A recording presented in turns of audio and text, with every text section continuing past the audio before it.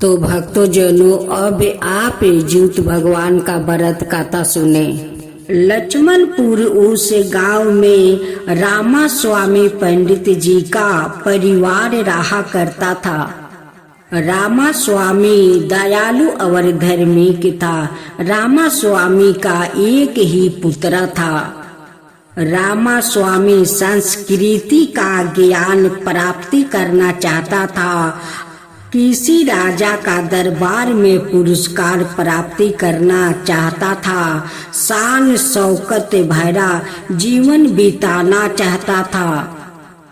पंडित रामा स्वामी प्रतिदिन बड़े सवेरे उठते, नदी पर स्नान करते और फिर वही कुछ दूर एकांत में बने मंदिर में अपने साथ लाए धर्म में गृहस्थों का घंटों बैठा अध्ययन करते।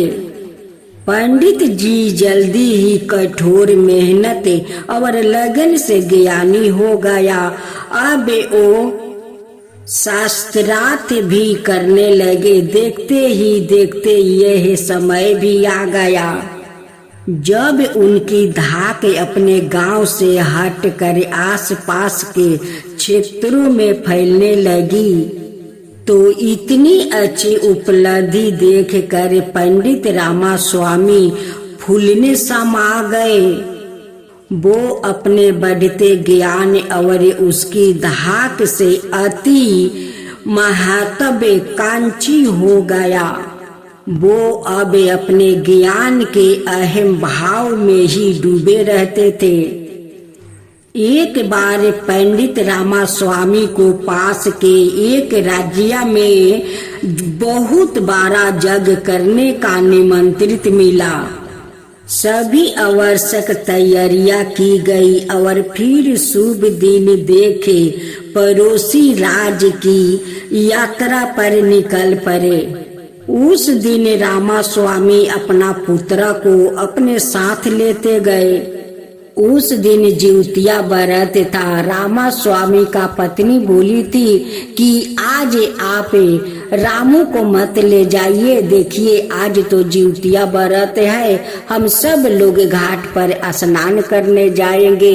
लेकिन रामा स्वामी कहने लगे कि जब तुम घाट पर जाओगी उसका पहले हम लोग यज्ञ करवाकर चले आएंगे।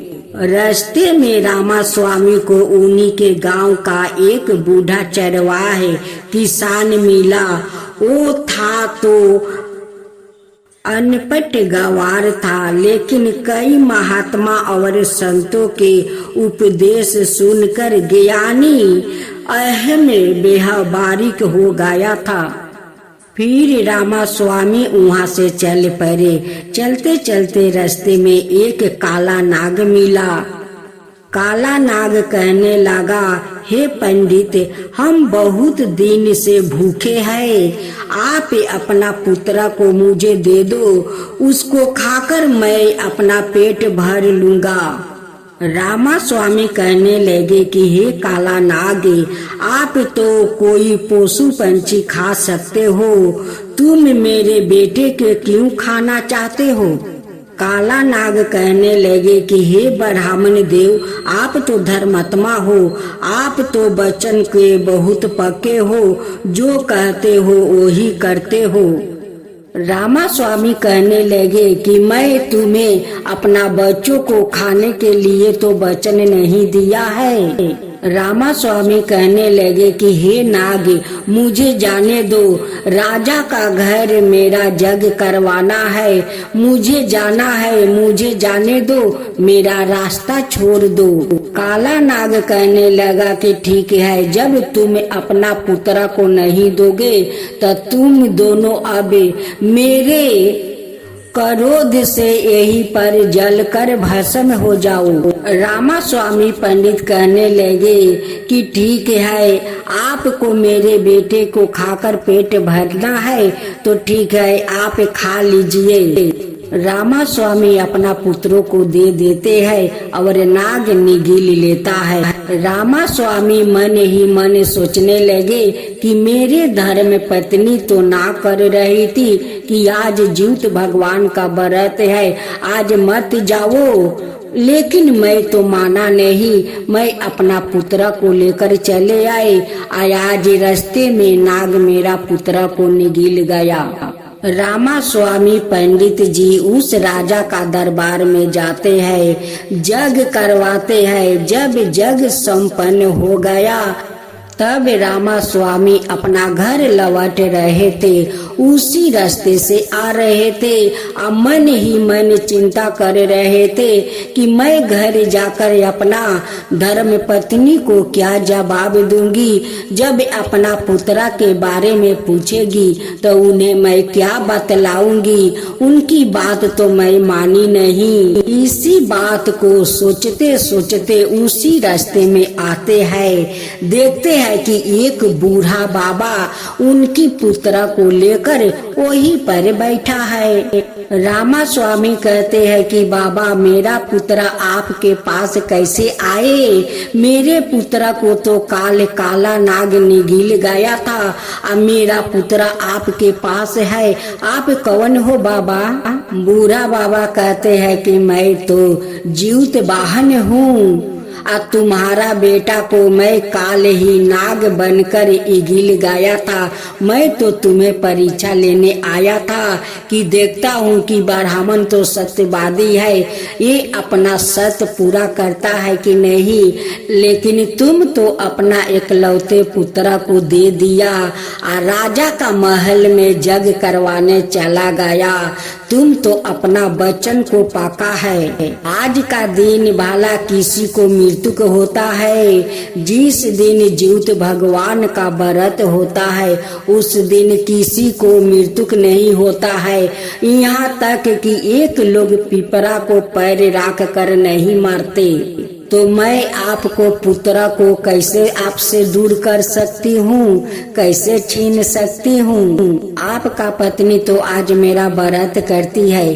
अपना पुत्रा को वो इंतजार कर रही होगी कि मेरे पुत्रा आएगा तो मैं घाट पर स्नान करने जाऊंगी, तो उसकी पुत्रा मैं कैसे ले सकती हूँ? सभी माताएं तो अपना पुत्रा पुत्रिया के लिए मेरे ज्यूत व्रत करते हैं, रक्षा के लिए कि ज्यूत भगवान मेरा पुत्रा पुत्री को रक्षा करेंगे।